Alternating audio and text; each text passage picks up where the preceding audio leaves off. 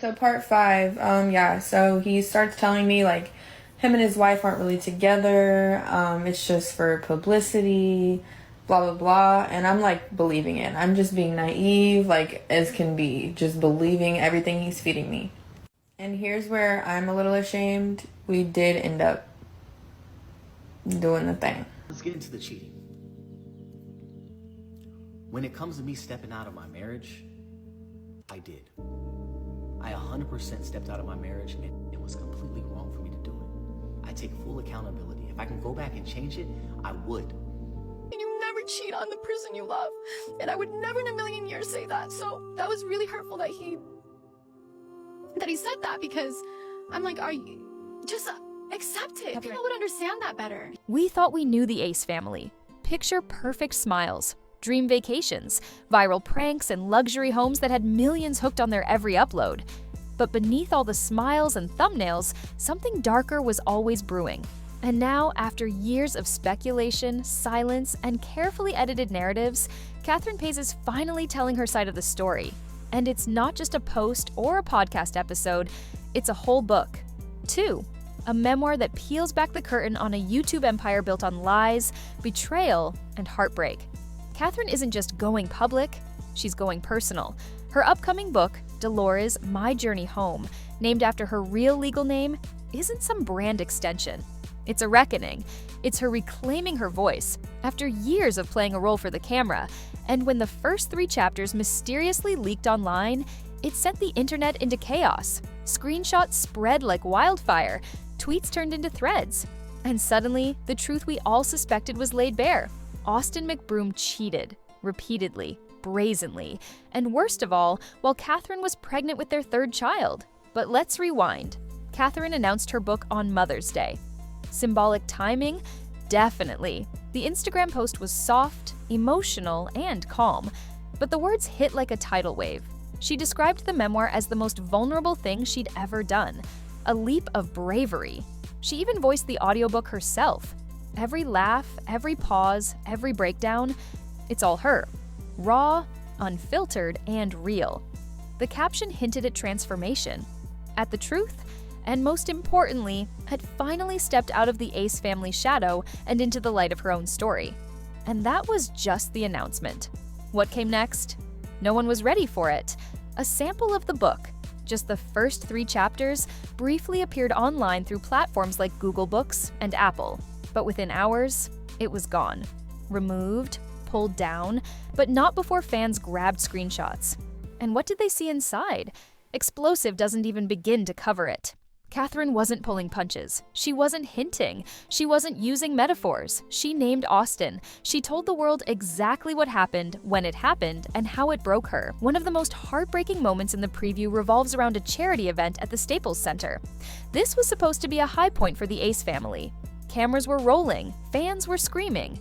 Catherine was glowing. She wasn't pregnant. She felt strong. She wanted to be there, present, visible, supportive. And in that moment, right before Austin took the stage, she turned to him and asked a simple question. Do you want me to walk out with you? And what did he say? Not, of course. Not, I'd love that. He shrugged, only if you want to. That tiny sentence shattered something in her, because she didn't want to be tolerated. She wanted to be wanted. But he walked out alone, and she stayed backstage, convincing herself it was selfless. That it was for the brand. That it was what a good wife does. What she didn't know, what none of us knew, was that on that very night, Austin had invited another woman to the event. A pretty blonde who hovered close enough to be noticed, but just far enough not to raise suspicion. At least, not immediately. But Catherine saw her. Something about the way she stood, the way she didn't quite fit in but also didn't seem out of place. It stuck in Catherine's mind. And months later, when the truth came out, it all clicked. Austin hadn't just drifted away emotionally, he had physically left the relationship long before Catherine realized it. The internet immediately did what the internet does. They found her. The mystery blonde was quickly identified as Monica Bush. And here's where things get even messier. Monica had old videos, receipts, essentially, where she admitted to hooking up with Austin. She described how he DM'd her for a collaboration for his clothing brand. He flew her to LA, put her up in a hotel, and then delayed their meetup until late at night. Eventually, he picked her up in the same recognizable blue Rolls-Royce Ace family fans had seen in dozens of videos and took her to a house in Malibu. Not a meeting, not a brand discussion, a house. Netflix was involved. You can guess the rest. Monica claimed that Austin told her the marriage was just for show, that he and Catherine weren't together, that it was all for the fans, and in that moment, she believed him. She admits she was naive, and to be honest, she probably was.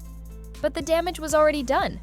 Catherine, meanwhile, was carrying another child, growing a life while her partner was destroying theirs. The emotional weight Catherine described in those leaked pages was suffocating. She couldn't tell her mom. She couldn't tell her brother, especially not when he had just started his own YouTube career. She didn't want to be the reason he lost faith in the dream. So she kept it all inside. And the worst part? She blamed herself. She started wondering if she was too cold, too distant, too hormonal, classic manipulation logic. Because the truth was, she wasn't the one who failed the marriage. Austin was. But Austin didn't stay quiet for long. When the leaks went viral, he went into full damage control. He made a video admitting to cheating, sort of. More like, yes, I cheated, but. And that but did some heavy lifting. He claimed Catherine knew, that she even permitted him. He said she told him, "Just don't embarrass me." And from that one vague comment, he built an entire narrative that she was complicit, that she didn't care, that it was fine, as long as it stayed hidden. And if that wasn't enough, he brought out voice recordings, old private moments that he secretly recorded, allegedly without her knowledge. What kind of man records his wife just in case he needs to spin the story later? The answer is simple: a man who never stopped thinking about the brand, who was always preparing for the fallout instead of preventing it. Fans were divided. Some tried to play devil's advocate, others saw right through him. It wasn't just about the cheating anymore, it was about the long-term manipulation, the calculated deception, the fake good dad act he's been selling ever since they split. And while he scrambled to save face, Catherine stayed mostly quiet, calm, collected, because she didn't need to scream anymore. Her story was already louder than anything he could upload to Snapchat. But one question refused to die. Were they even legally married? It's something fans have been wondering for years. There were never any public records, no marriage certificate, no divorce filing. And yet, in the book, Catherine refers to him as her husband. So was it all part of the illusion? Was the wedding just a storyline? And if so, did Catherine believe it was real while Austin made sure it never was? That kind of betrayal runs deeper than infidelity. That's stealing someone's identity, their security, their future. And here's the most jaw-dropping part. This is only part 1.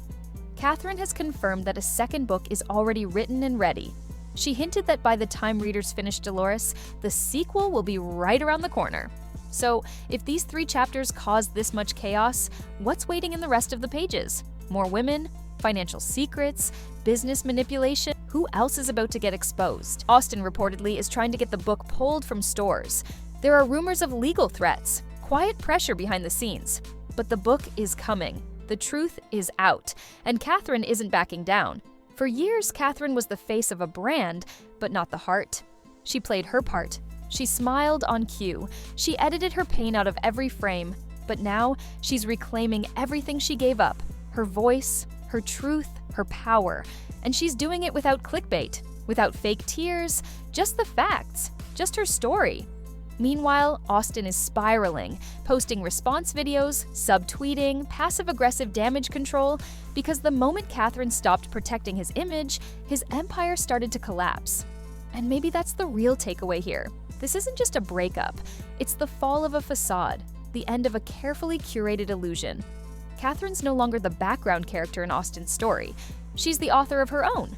So the next time you see a polished Instagram photo or a carefully edited vlog, remember this: behind the scenes, someone might be crumbling, or they might just be getting ready to rise. And Catherine? She's done being silent. She's done protecting the brand. She's not just surviving anymore. She's rewriting the entire narrative. And as the world waits for book 2, one thing is clear. This time, Austin won't get to write the ending. If you made it this far, don't forget to like the video and subscribe. There's way more coming, and you won't want to miss what's next.